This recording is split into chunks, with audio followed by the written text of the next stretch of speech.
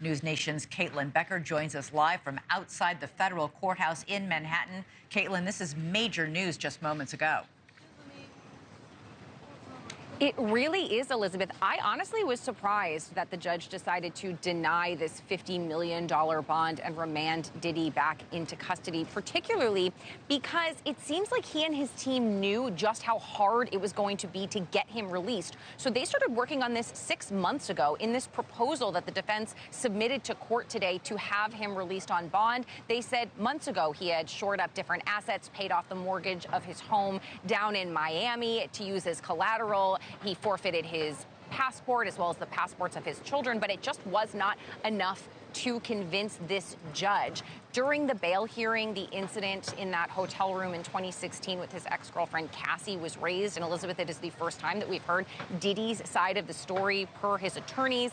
The video that we've now seen picked up after he claims she allegedly struck him and took his clothes, packed them up, and ran down the hallway after apparently finding some troubling information on his phone about dating other women. Now, the allegations that Cassie had leveled against him are used in this indictment. They don't name her specifically, but they lay out that violent moment. And a lot of different sort of violent incidents were laid out in this 14-page indictment, including, you mentioned, freak-offs earlier. That was this alleged organized sexual kind of party that he threw and apparently videotaped. Here's what the U.S. attorney had to say about it earlier today.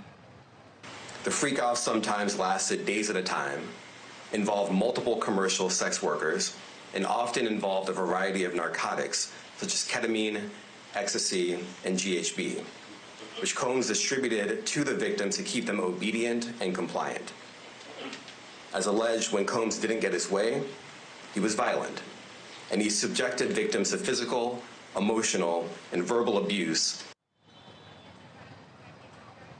And Elizabeth, that physical, emotional, and verbal alleged abuse was laid out in great detail in this indictment. It's very troubling, but we have heard so much of these allegations before. They are very close to verbatim of some of the accusations that have been leveled against him previously in these 10 lawsuits that we've seen in the last several months alone. Now, he was in court today. He's back in federal lockup. He came in wearing sweatpants and a T-shirt. His kids were there, and the judge acknowledged them and said, you know, I see your family is here, but coercion, the coercion that's alleged here is just too serious, and it happens behind closed doors, and I just cannot release you.